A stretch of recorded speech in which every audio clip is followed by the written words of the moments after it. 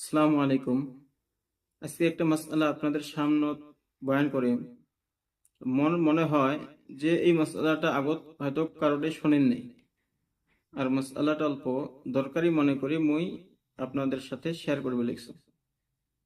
তো মাসআলাটা হল কি, যে মহিলা মানুষ, মেয়ে মানুষ জানোয়ার জব করবে পায় না নাই?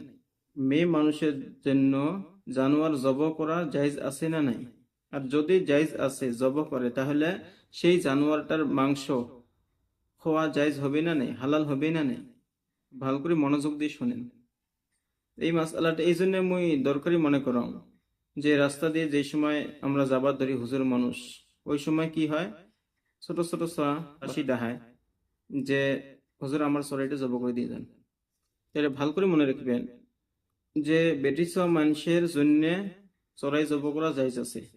শরীয়তত এরকম কোনো নির্দিষ্ট নাই, এরকম কোনো শর্ত নাই যে বেটা ছোয়া মানুষ জব করলে হালাল হবে, বেটি ছোয়া মানুষ জব করলে হালাল হবে না, এরকম কোনো নির্দিষ্ট নেই।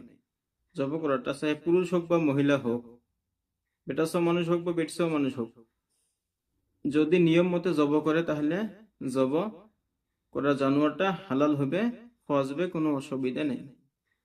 যদি বাড়ির বেটাস মানুষ উপস্থিত থাকে, তারপরেও বেটস মানুষটা, মেয়ে মানুষটা, মহিলা মানুষ মুরগি জব করছে, তাও ওই জানোয়ার, ওই মুরগির মাংস খাওয়া হালাল হবে, কোনো অসুবিধা নেই, নাজায়েজ নেই, কোনো অসুবিধা নেই।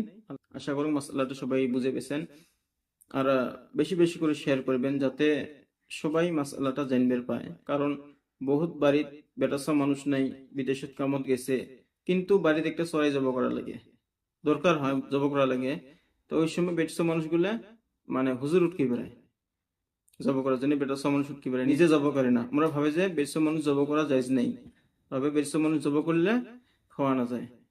তো মনে রাখবেন মাসালাটা, আর বেশি বেশি করে শেয়ার করেন যাতে মাসালাটা সবাই জানবে পায়।